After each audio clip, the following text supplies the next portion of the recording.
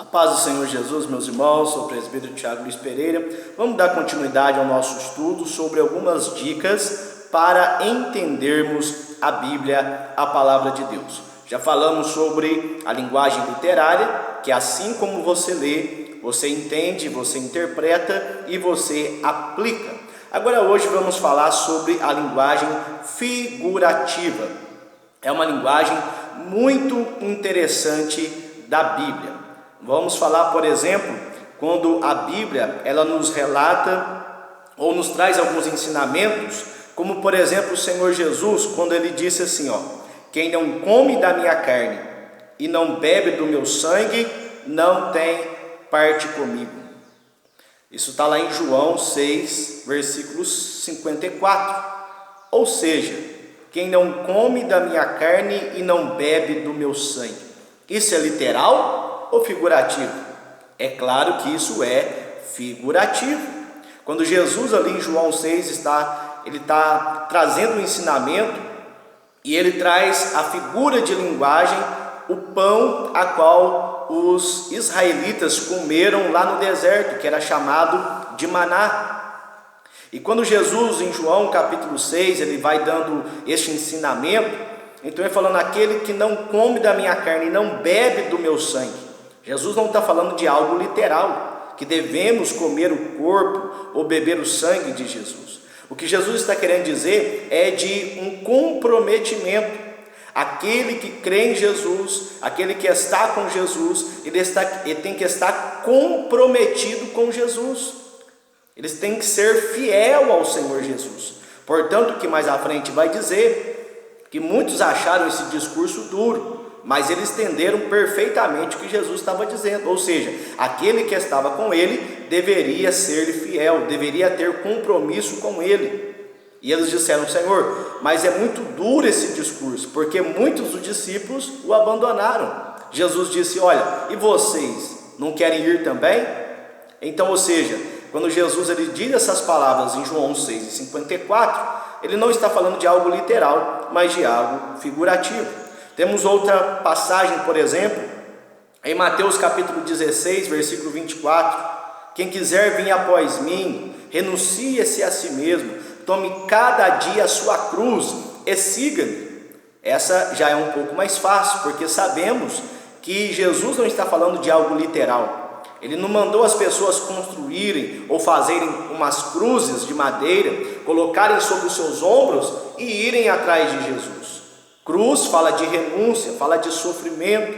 Jesus, quando vai à cruz, Jesus está renunciando a si mesmo para se entregar para a nossa salvação, a fim de que nós não sejamos condenados, mas tenhamos a vida eterna. Então, a cruz é um símbolo de sofrimento, é um símbolo de renúncia, renunciar à minha vontade para fazer a vontade de Deus. E Jesus está dizendo, se vocês querem me seguir, se vocês querem vir após mim, se vocês querem ser meus discípulos, então é necessário vocês tomar a sua cruz e seguir-me. Então cruz aqui também não é literal, mas é figurativo. Temos outra passagem, por exemplo, que é muito debatida, discutida, que é Mateus 19, do 16 ao 20, quando Jesus vai falar a respeito do jovem rico, do homem, do moço que era muito rico. E Jesus disse a seguinte expressão, é mais fácil um camelo passar no fundo de uma agulha do que um rico entrar no reino dos céus. O que Jesus está querendo dizer isso? Muitos ficam questionando se a palavra camelo de fato é um camelo, um animal, ou se é uma corda grossa, porque está se referindo a passar no fundo de uma agulha.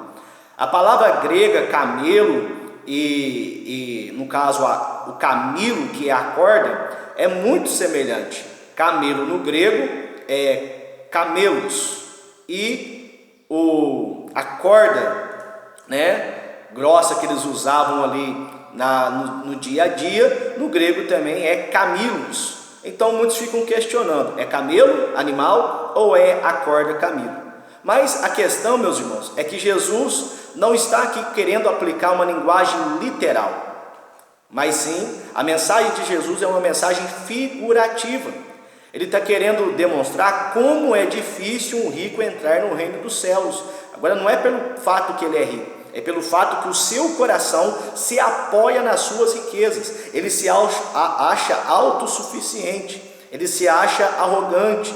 Ou seja, muitas das vezes os bens materiais, o materialismo impedem as pessoas de receber o Evangelho. Então, essa passagem, Jesus não está falando de algo literal, mas é de uma impossibilidade, uma hipérbole. Jesus está aqui fazendo um exagero. Isso é comum. Quem não faz esse tipo de linguagem? Por exemplo, quantas vezes você não falou para o seu filho: ah, menino, eu vou sentar o pau em você. Você está falando que você vai pegar um pau de madeira e vai bater no seu filho? Não, você está falando que você vai dar uma dura nele. Se for preciso, até mesmo uma repreensão, umas varadinhas ali, mas não é pegar um pau. É um castigo, às vezes uma chineladinha, uns palminhos, né? É isso que você está querendo dizer, é uma expressão de linguagem. Quantas vezes você já disse para o seu filho: eu já te falei mais de 1000 vezes. Mas você falou mais de 1000? Não, você falou umas 3, umas 4, né? Você está fazendo um exagero. Quantas vezes você também já disse: ah, eu estou morrendo de fome, ah, eu estou morrendo de sede. Você está morrendo de fato? Não. Você está querendo dizer que você está com muita fome ou com muita sede. É um exagero, é uma figura de linguagem. Numa outra passagem também, Jesus vem falando: olha, se o teu pé, se o teu olho escandalizar, ou a tua mão escandalizar-te, arranca, corta, porque é melhor você entrar no céu sem um olho ou sem uma mão, do que ter todo o seu corpo lançado no inferno. Jesus está falando isso literal? Não, isso é uma figura de linguagem. Ele está querendo dizer que nós devemos ter uma atitude radical com os pecados, com aquilo que nos afasta de Deus.